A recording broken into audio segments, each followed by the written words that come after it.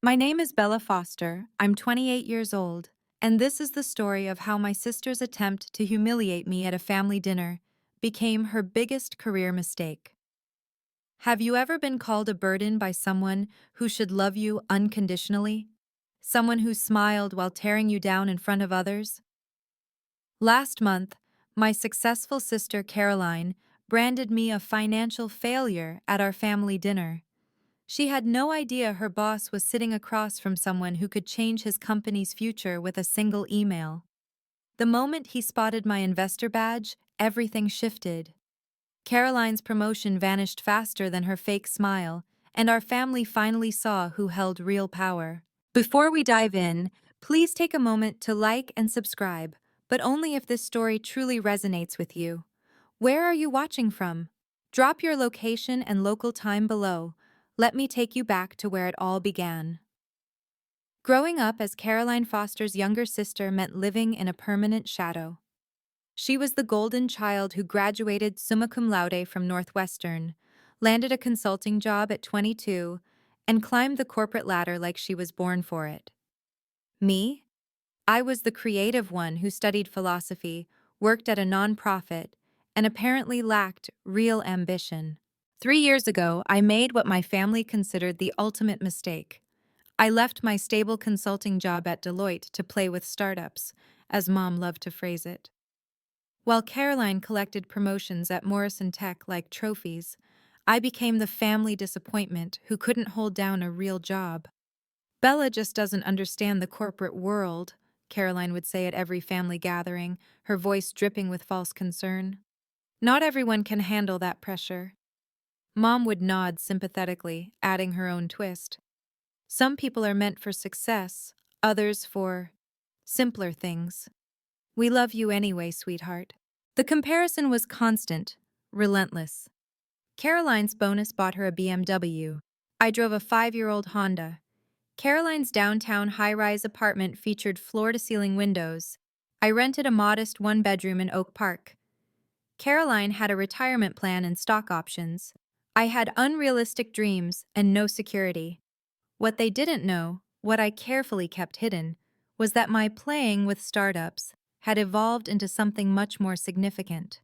But I'd learned early that in the Foster family, success was only valid if it looked like Caroline's. Anything else was failure by default. Every family dinner followed the same humiliating script.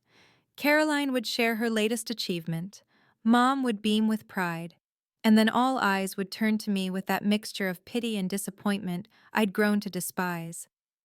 But this particular dinner would be different. I just didn't know it yet. The family dinners had become my personal purgatory. Every month, same routine. Caroline would sweep in with designer bags and stories of her latest corporate conquest, while I sat quietly, counting down the minutes until I could leave. Did I mention my year-end bonus? Caroline announced at our last gathering, examining her fresh manicure. 40,000. Marcus, that's my CEO, said I'm the youngest senior manager in Morrison Tech's history. Mom practically glowed. That's my successful daughter. Bella, are you taking notes? Dad, as always, remained silent behind his newspaper, occasionally clearing his throat when things got too uncomfortable. His silence hurt more than Mom's words sometimes. At least she picked a side. So, Bella, Mom would pivot with surgical precision. Any real job prospects? You can't live on dreams forever. Maybe Caroline could put in a word at Morrison Tech. They might have entry-level positions. I'm actually doing well with, I'd start. Those startup things? Caroline would interrupt, laughing. Bella, when are you going to grow up? Playing with apps isn't a career, it's what college kids do before they get serious. The worst part wasn't the condescension, it was the audience. Aunt Martha, Uncle Richard, our cousins, all nodding along like Caroline was dispensing wisdom from Mount Olympus. I became the cautionary tale, the example of what happens when you don't follow the prescribed path. Remember when Bella said she'd be a millionaire by 30? Caroline loved that story. Still waiting on that first million, aren't we? Everyone would laugh. Everyone except Dad, who'd just turn another page of his newspaper, pretending not to hear his younger daughter, being eviscerated at his own dinner table. But this time, this dinner would shatter their carefully constructed narrative. Caroline just didn't know she was about to hand me the perfect opportunity. The text came on a Thursday morning. Caroline, group message to the family. Big announcement, bringing someone special to Sunday dinner. Dress nice. My stomach dropped. Caroline's special someones were always strategic, people she wanted to impress or intimidate us with. Last time, it was her Harvard MBA boyfriend who spent the evening explaining why my career choices were economically irrational. "I'm busy Sunday," I texted back immediately. My phone rang within seconds. "Mom, you will not miss this dinner, Bella Foster. Your sister is bringing her CEO, the CEO, Marcus Morrison himself. This is important for her career." Why does she need to bring her boss to family dinner? She's being considered for vice president, youngest VP in company history. He wants to meet the family that raised such an exceptional woman. Mom's pride was palpable even through the phone. "Don't you dare embarrass her." Maybe I should just. "You'll be here, 6 o'clock, and please wear something professional, not those startup hoodies you live in." I stared at my wardrobe that Sunday afternoon, my Apex Ventures portfolio review on my laptop behind me. 3 companies needed funding decisions. 2 acquisition offers to evaluate. $500 million in assets under my management. And here I was, worried about disappointing my mother over a dinner outfit. I pulled out my simplest clothes, dark jeans, a plain sweater, nothing that suggested success or power. Let them see what they expected, their failure of a younger daughter. My phone buzzed. A notification from James, my assistant at Apex. Reminder: Morrison Tech's proposal is in your Monday queue. They're desperate for Series B, offering very favorable terms. Morrison Tech, Caroline's company. I switched my phone to silent and grabbed my everyday purse, the one with my Apex badge tucked safely in the inside pocket, just in case. The drive to my parents' house gave me too much time to think about why I'd kept my success hidden for 2 years. It wasn't just about privacy, it was about survival. The last time I'd shared good news with my family, really good news, it had backfired spectacularly. My first startup exit, a modest $2 million, should have been a celebration. Instead, Caroline immediately needed a loan for her condo down payment. $40,000 that became a gift, because family helps family.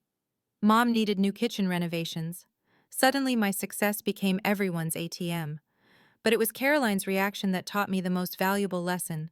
She'd spent weeks interrogating me about my lucky break, demanding to know which men had really made the decisions, insisting I'd just been in the right place at the right time. When she finally accepted it was real, she'd turned vicious. "Money doesn't equal class, Bella. You're still the same mess who dropped out of her first career." That's when I decided, when the next success came, and I knew it would, they'd never know. Let them think I was struggling. It was safer being the failure than being their personal bank account with a side of resentment. Now, 3 years later, my Apex Ventures position put me in the top 1% of venture capitalists globally. My portfolio included 2 unicorns and 5 successful exits. My personal net worth, well, that was something even my assistant didn't know. But sitting in that driveway, staring at my childhood home, I felt the familiar dread. One dinner. Just survive one more dinner of being called a disappointment. Don't let them know. Don't give them that power. I had no idea that Caroline was about to force my hand in the most public way possible. If I stayed silent tonight, I knew exactly what would happen. Another month of Mom's concerned calls about my direction in life. Another round of Caroline's helpful suggestions about growing up. Another year of being the family cautionary tale at every holiday gathering. The weight of it was crushing my spirit, piece by piece. My therapist had a term for it: death by 1,000 cuts. Each small humiliation seemed survivable in isolation, but together they were eroding my sense of self. "You're disappearing," she'd told me last week. "Not physically, but emotionally. You're letting their version of you become your reality." She was right. I'd started declining opportunities that might reveal my success, turned down speaking engagements, avoided industry events where I might be photographed. I was living a shadow life to protect their egos, but if I fought back, if I revealed the truth, I'd lose them. Maybe that sounds crazy, wanting to keep people who hurt you, but they were still my family. Dad's quiet presence at my college graduation, Mom's soup when I had the flu. Even Caroline, who'd held my hand during my first heartbreak before success made us enemies. Standing at their front door, I made a decision. Tonight, I'd be exactly who they expected. The struggling little sister. The one who needed guidance. The failure. I dressed the part deliberately. My college sweatshirt under a basic cardigan, old jeans, minimal makeup. My Apex badge stayed buried in my purse, my phone on silent to avoid any calls that might give me away. One more night of being their disappointment. I could survive that. What I didn't know was that Caroline had brought more than just her boss to dinner. She'd brought an opportunity for the truth to surface whether I wanted it to or not. Marcus Morrison looked exactly like his Forbes profile, silver-haired, commanding, the kind of presence that made boards of directors nervous. He stood in my parents' living room like he owned it, which, given his net worth, he probably could. "Marcus, this is my mother Linda, my father Robert." Caroline performed introductions with practiced precision, her hand possessively on his arm. "The house is lovely, isn't it? Very authentic suburban charm." The subtle dig at our modest home wasn't lost on anyone. "And this is?" Marcus extended his hand toward me. Caroline hesitated just long enough to make it awkward. "Oh, that's my little sister." Another pause. "Bella." Not my sister Bella. Not Bella, who works in venture capital. Just an afterthought with a name attached. Bella. Marcus's handshake was firm, his eyes sharp. "Caroline mentioned you were in transition?" "She's between jobs," Caroline answered for me. Again.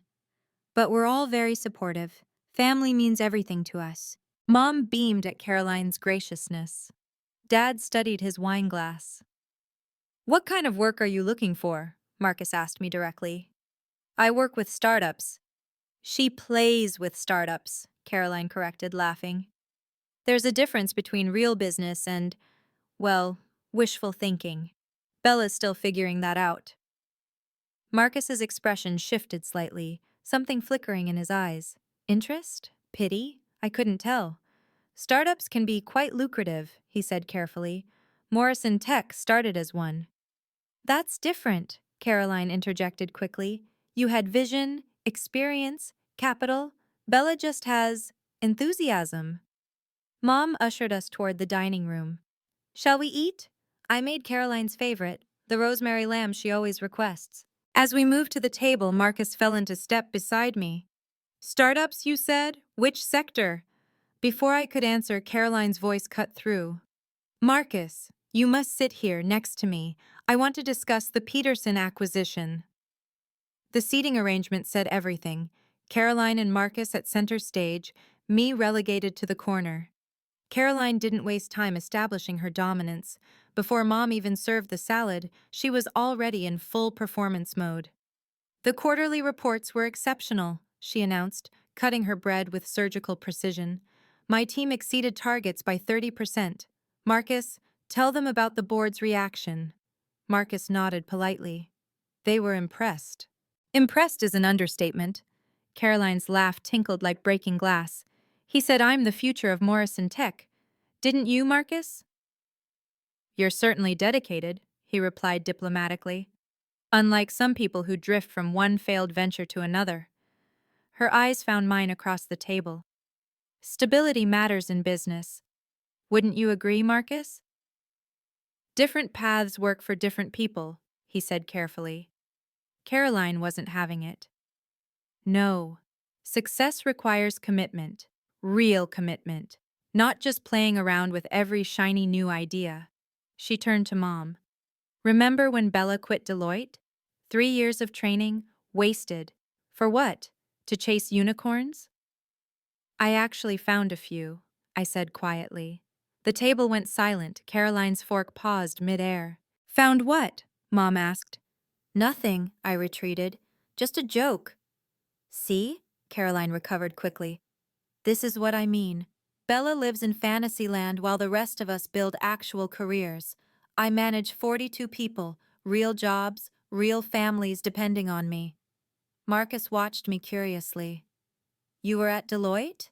Briefly, Caroline answered for me again. She couldn't handle the pressure.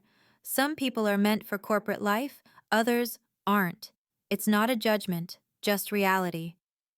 It's good you're so understanding, Mom gushed. Taking care of your little sister despite everything. Family is family, Caroline said magnanimously, even when they disappoint you. Dad's knuckles whitened around his fork, but he said nothing. He never did. Marcus's eyes hadn't left my face. What kind of unicorns? Mom seized her moment like a prosecutor sensing weakness. Bella needs guidance, Mr. Morrison. Maybe you could offer some advice. She's been struggling for so long. I'm actually doing...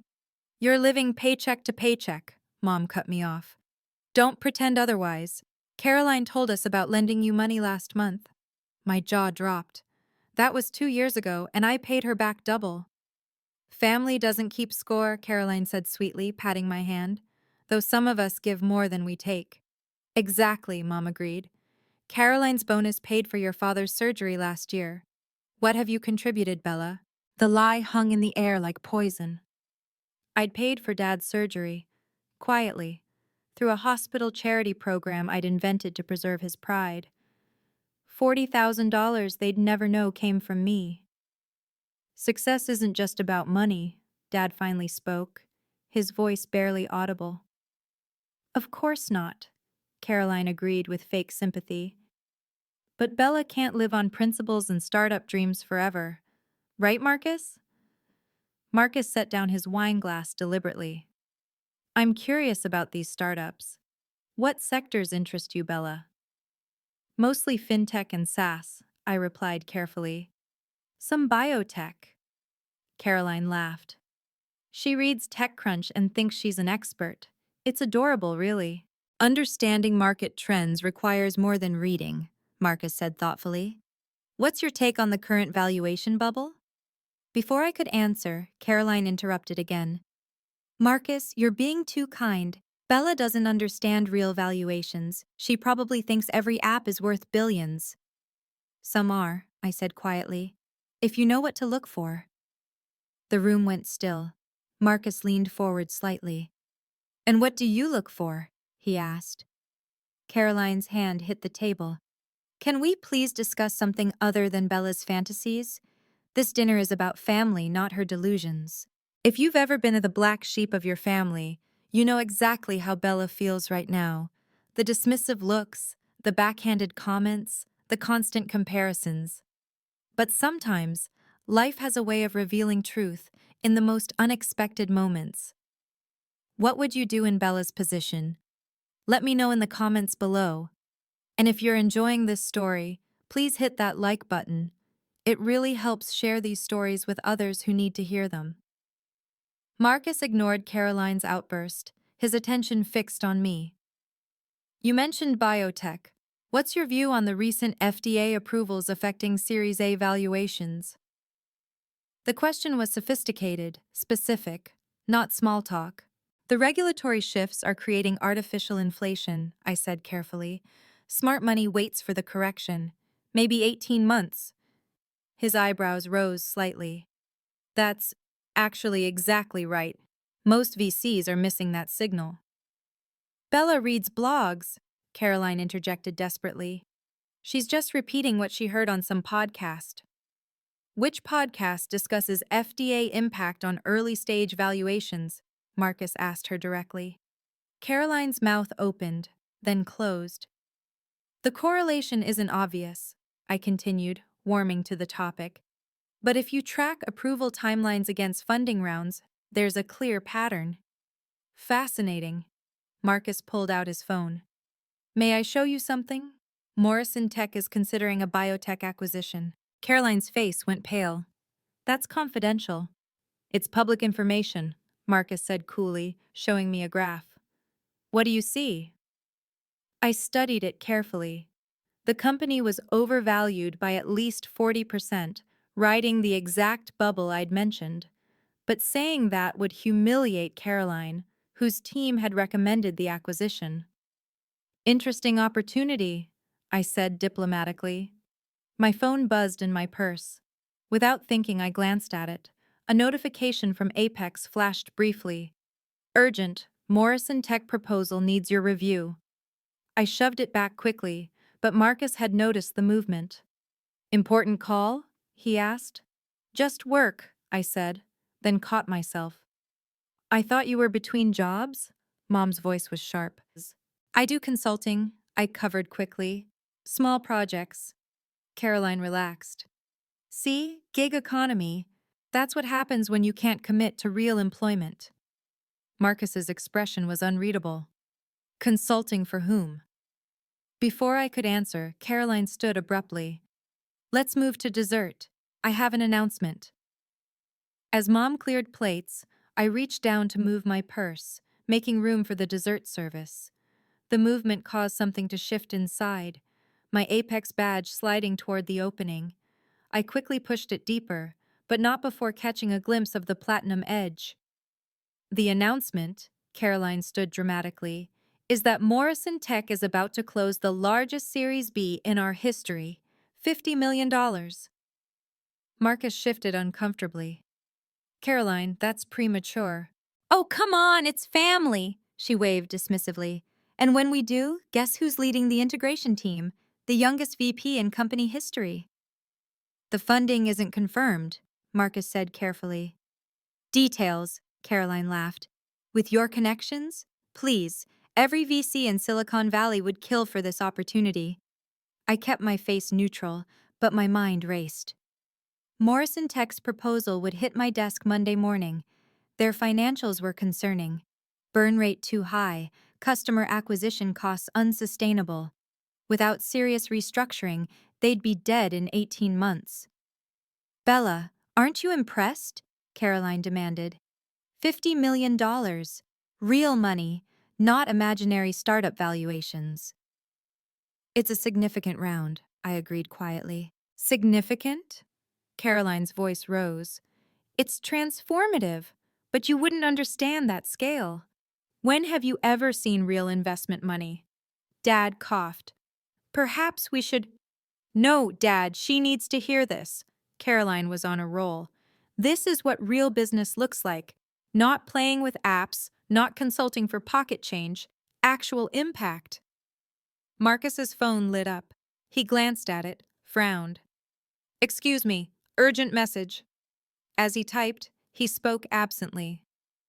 We're actually struggling to find the right lead investor. Everyone wants different terms. Who are you targeting? I asked before I could stop myself. Apex Ventures is our top choice, but they're impossible to reach. My badge suddenly felt like it weighed 1,000 pounds. Caroline's mask finally slipped completely. The pretense of caring sister evaporated as she went for the kill. Let me be clear about something, she announced, wineglass in hand like a weapon. This family has one success story, one person actually contributing, she pointed at herself, and one burden. The word hung in the air like a slap. Mom gasped softly. Dad's newspaper crumpled in his hands. Marcus looked genuinely uncomfortable.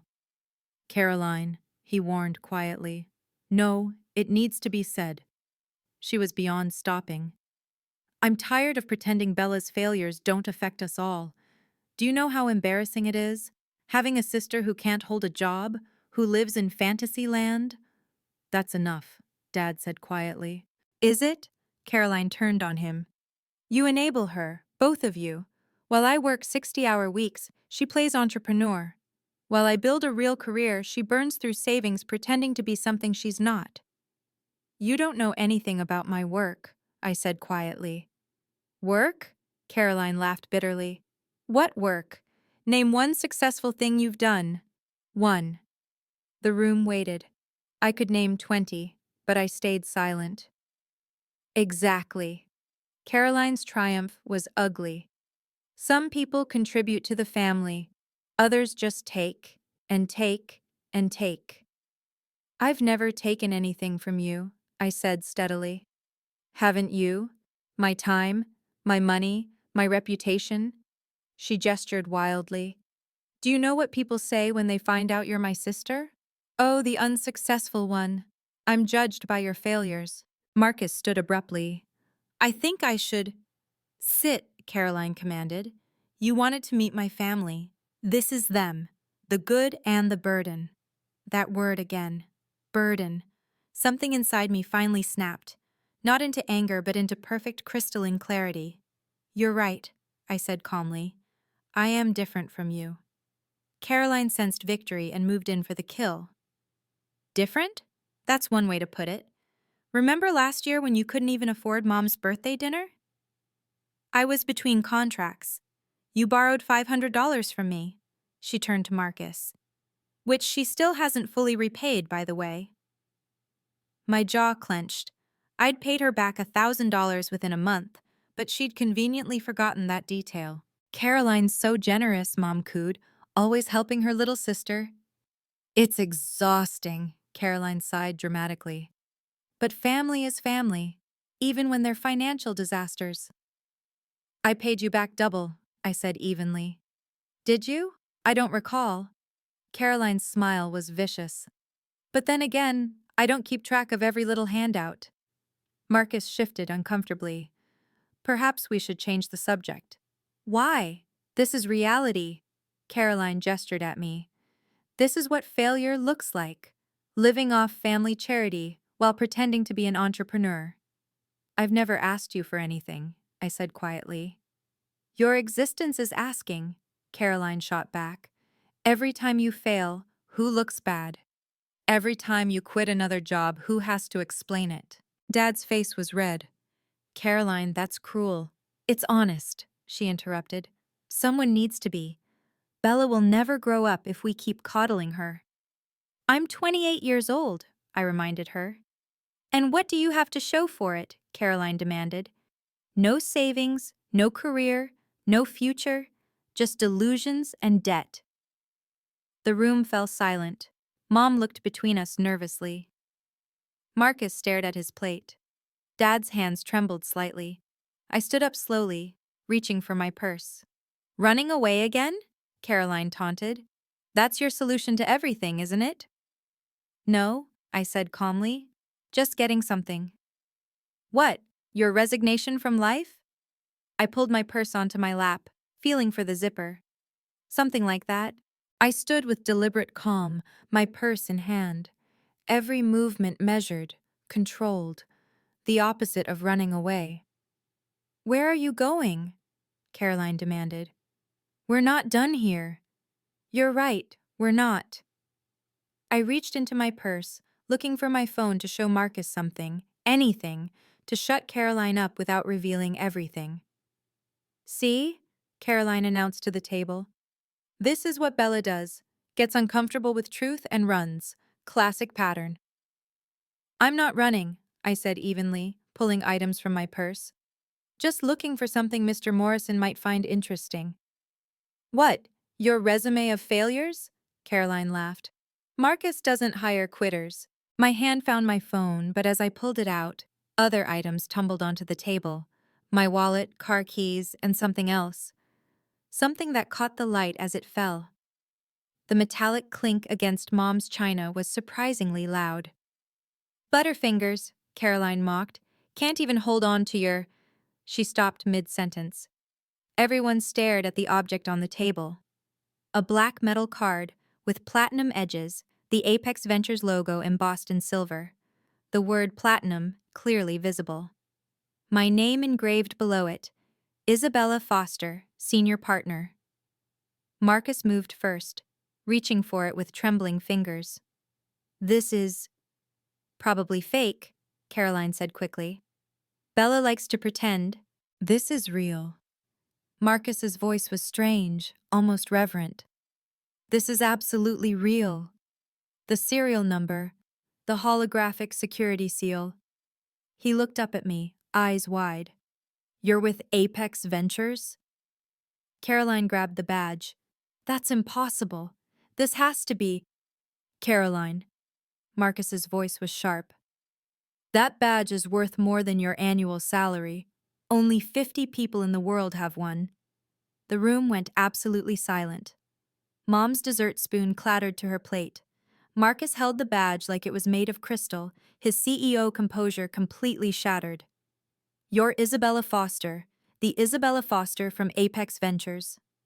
That's impossible, Caroline whispered, her face draining of color. The serial number is right here, Marcus showed her with shaking hands. APX027. These are personally issued by the founding partners. They can't be faked. But she's unemployed, Mom stammered. Marcus turned to her slowly. Your daughter is one of the most powerful investors in Silicon Valley. Apex Ventures manages $8 billion in assets. Only the top 1% of the top 1% get platinum partner status. There must be a mistake. Caroline grabbed the badge again, examining it desperately. Bella works in. She doesn't even have a real job. Caroline. Marcus's voice was ice. Your sister controls more investment capital than Morrison Tech's entire market value. Dad's newspaper finally dropped completely. Bella? I reached over and gently took my badge back. I prefer to keep a low profile. Low profile? Marcus laughed, but it sounded hysterical. You funded Neuralink's Series C. You led the consortium that bought Technova. 3 of your portfolio companies went public last year. Caroline's mouth opened and closed like a fish gasping for air. The biotech acquisition you mentioned, I said quietly to Marcus. It's overvalued by 40%. The FDA approval timeline creates a false spike. Your team should wait. My team, Marcus looked directly at Caroline, recommended immediate purchase. They're wrong, I said simply. Marcus pulled out his phone with trembling fingers. We've been trying to get a meeting with Apex for 6 months. Our Series B proposal is on my desk for Monday, I finished. I know, Caroline finally found her voice. You're lying. This is some elaborate. Check LinkedIn, Marcus interrupted.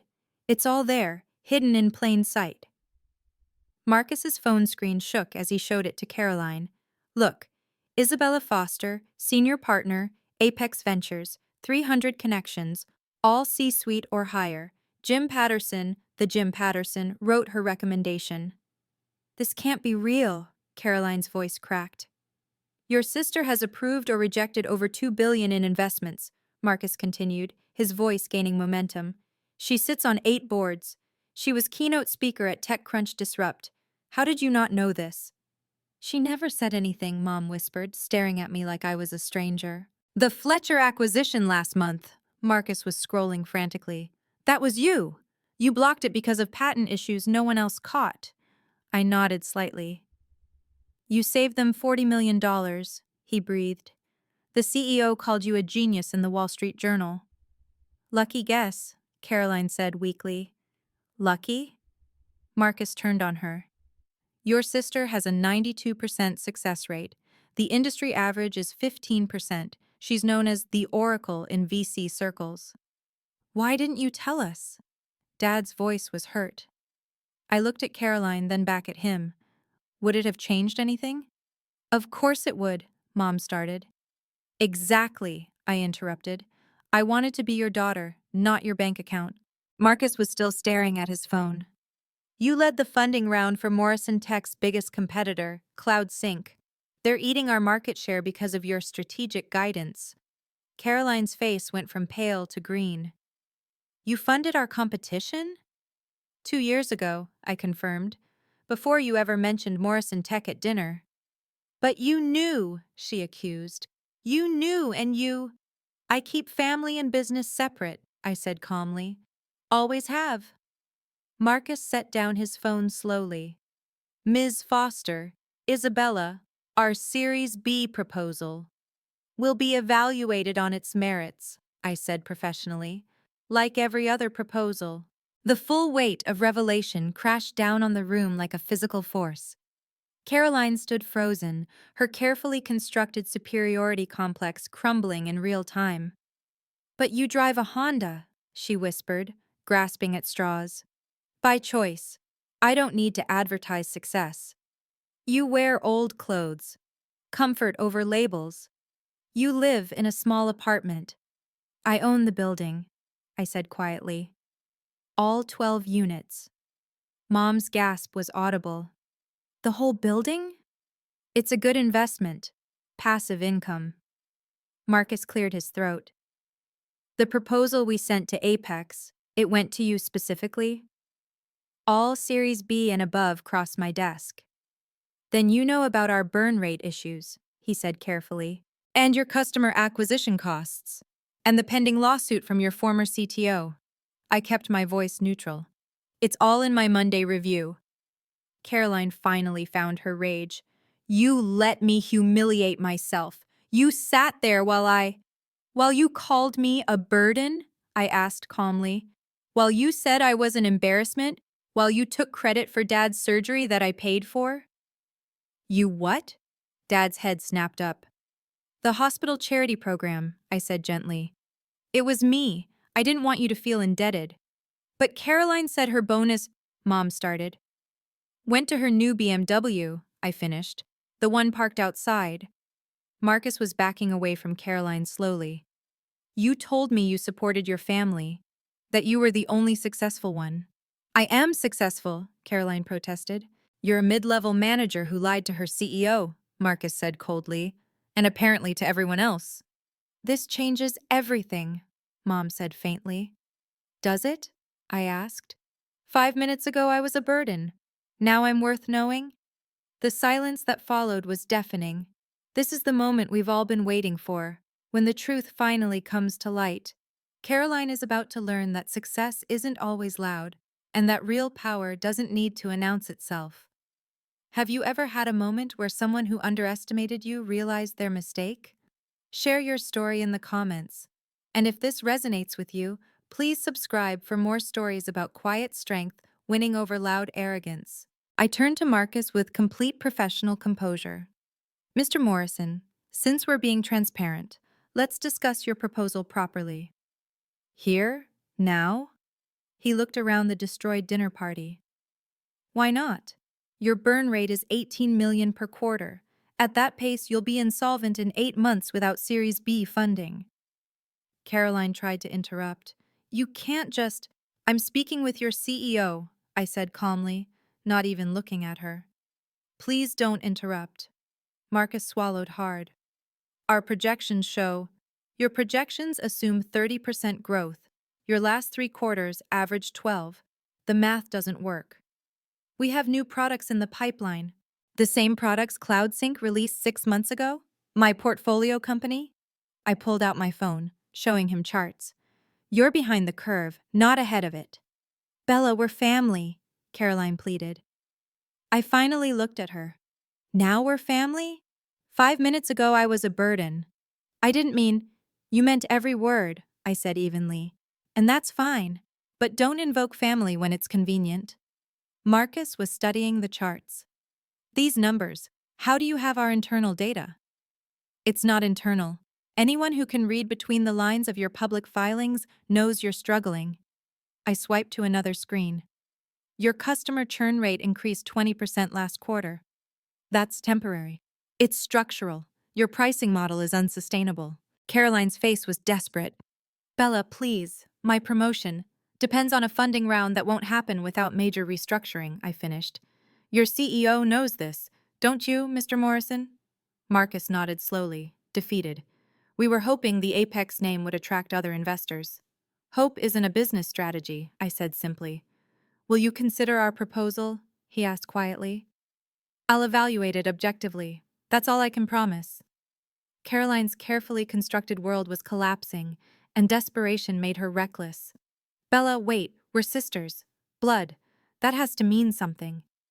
"It did. Until about 10 minutes ago. I was trying to motivate you." "By calling me a burden? A failure? An embarrassment? I didn't know." "Exactly!" I cut her off.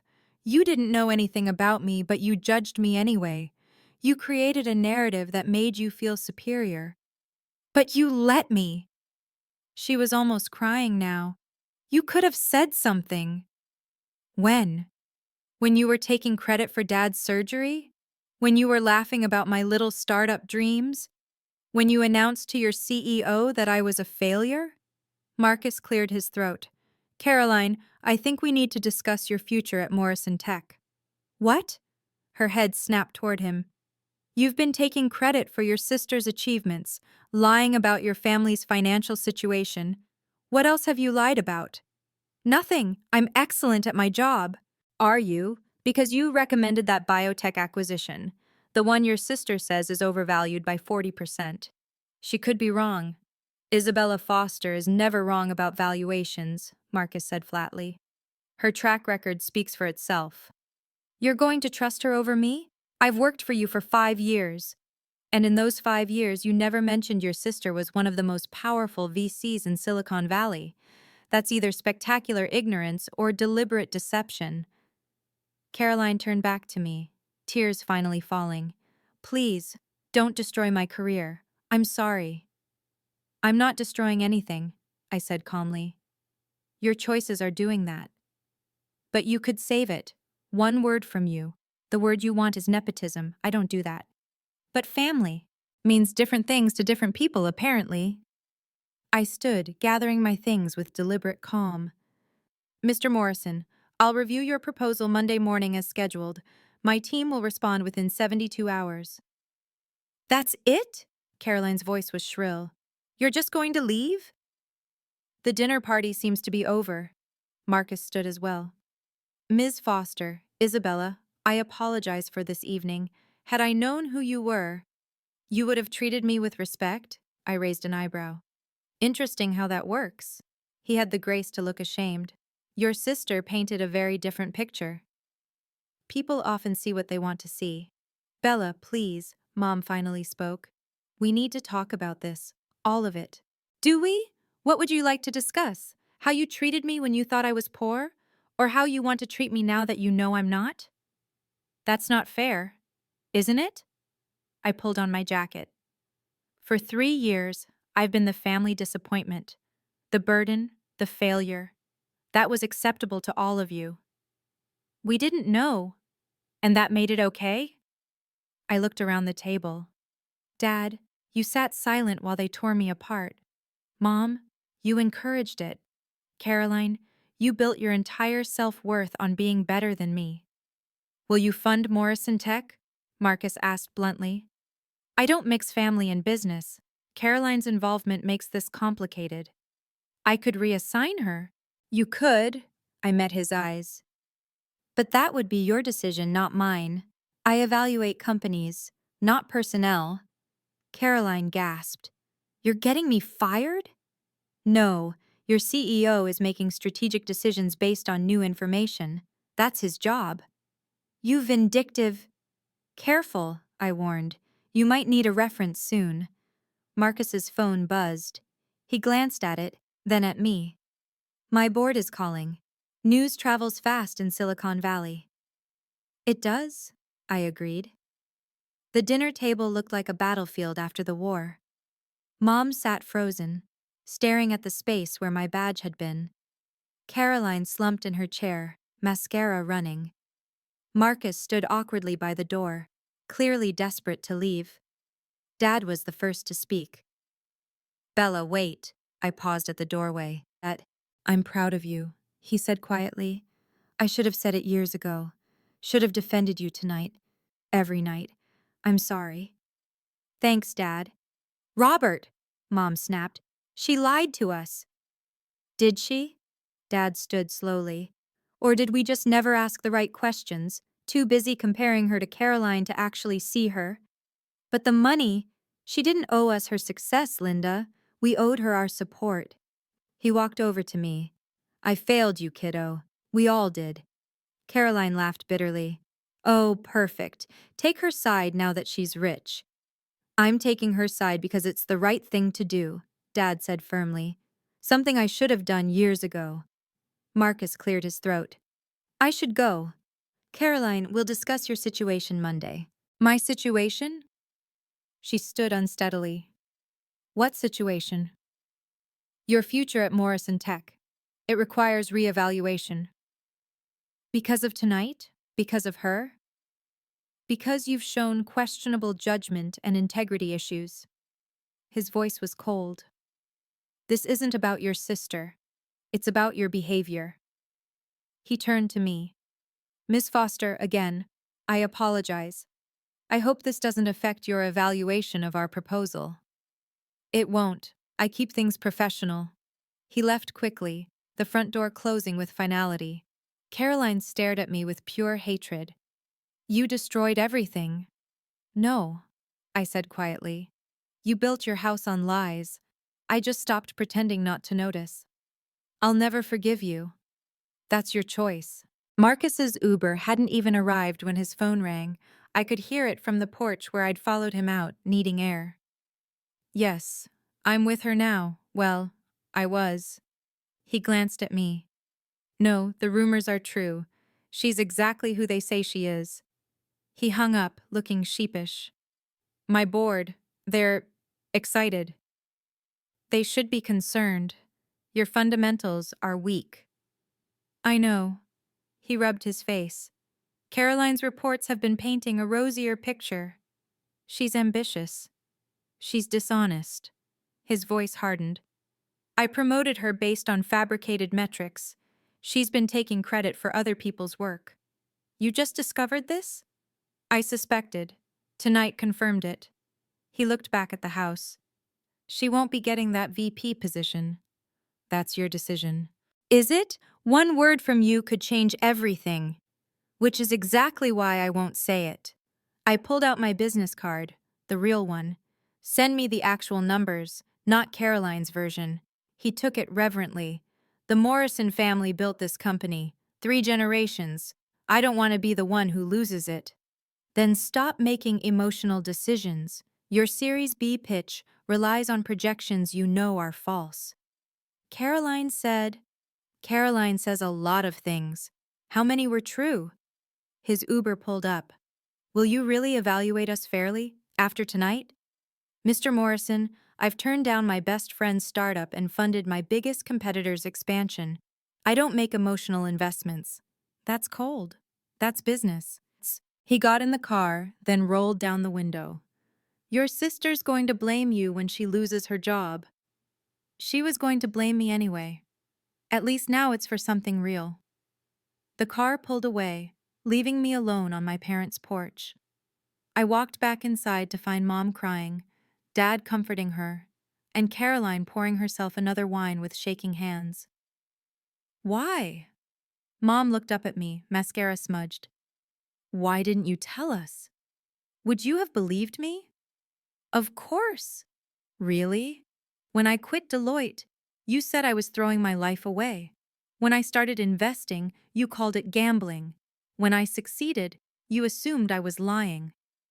We would have supported you, like you supported me tonight? Oh wait, that was Caroline. I was the burden. Dad flinched. We didn't mean… Yes, you did.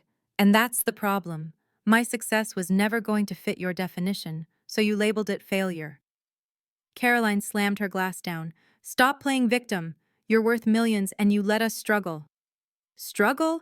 Dad's surgery was covered. Mom's kitchen was renovated. You drive a BMW. What struggle? But we didn't know it was you. That was the point. I wanted to help without becoming your ATM.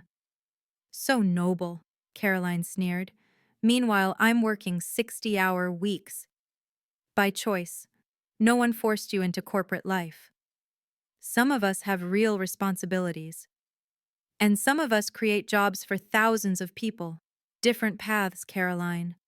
Mom stood shakily. This family is falling apart. No, I corrected. This family's dysfunction is finally visible. There's a difference. How can you be so calm? Caroline demanded. Because I've spent 3 years in therapy dealing with this family's conditional love. I learned to validate myself instead of seeking your approval. Conditional love. Mom looked hurt. When you thought I was poor, I was an embarrassment. Now that you know I'm rich, I'm suddenly worth knowing. That's the definition of conditional. The truth hung heavy in the air. I stood in the center of my childhood living room, looking at each family member in turn. Going forward, things change. I'm setting boundaries. Boundaries? Mom said the word like it was foreign. Yes. No more discussions about money. No more comparisons. No more judgment about career choices. And absolutely no more using words like burden or failure about anyone. You can't just dictate, Caroline started. I can and I will.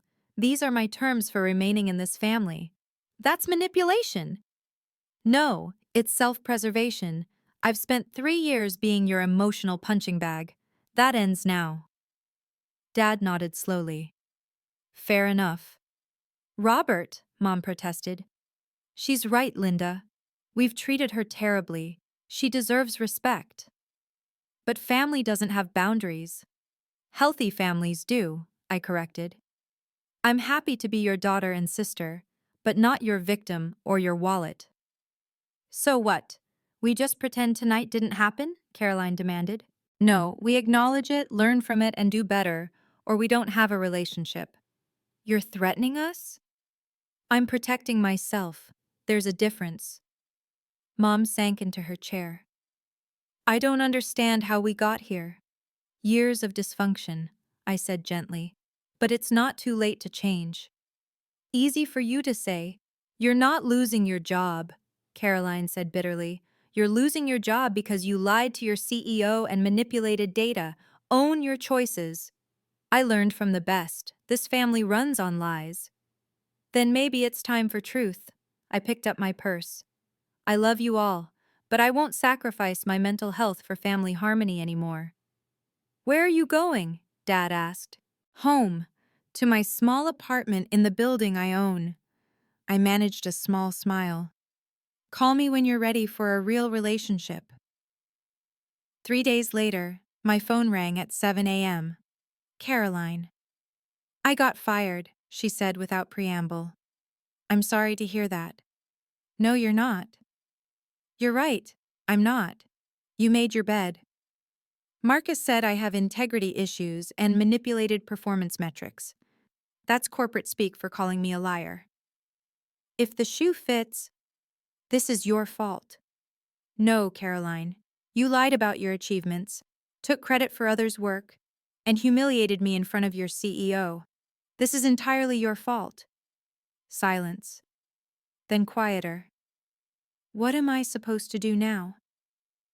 What everyone does. Update your resume, network, apply for jobs. With what reference? Marcus won't recommend me. Then you'll have to work harder.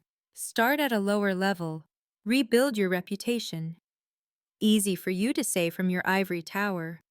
My ivory tower was built on 3 years of 18-hour days, countless rejections, and betting everything on myself. Don't minimize my work because you're facing consequences. Will you help me? I paused. I'll review your resume, give you honest feedback, maybe introduce you to some recruiters. But not hire me? God, no, we'd kill each other. A surprised laugh. Fair. Caroline, you're talented. You're just also insecure and cruel when threatened. Work on that. Therapy? Helped me. I can't afford it now. No job, remember? I'll cover 3 months. Consider it severance from being your emotional punching bag. Thank you. Don't thank me. Do the work. Become someone worth hiring. Do you hate me? No, I'm disappointed in you. There's a difference. I'm sorry. For everything. Prove it. Become better. She hung up. It was the most honest conversation we'd had in years. 6 months later, I sat in my office at Apex Ventures, reviewing proposals. My assistant knocked. Your father's here. Dad entered, looking nervous but healthier. He'd started therapy 2 months ago. I knew because he'd asked for a referral. How's the portfolio? He asked, gesturing at my screens. Growing. How's Mom? Adjusting. She joined a book club, stopped comparing everyone to everyone. And Caroline? Started at a smaller firm, Entry level. She's actually grateful for it, says she's learning what she missed by climbing too fast. Good for her. We sat in comfortable silence. Then Dad said, I never told you why I stayed quiet all those years. I waited. I was jealous too. My daughters, both brilliant, both surpassing me. But Caroline's success I understood. Corporate ladder, steady progression. Yours? It was foreign, frightening. I didn't know how to support what I didn't understand. So you said nothing. My silence was cowardice dressed as neutrality. He met my eyes. I'm sorry. I know. Do you forgive us? I'm working on it. Trust takes time to rebuild. Fair enough. He stood to leave, then paused. You know what I learned in therapy?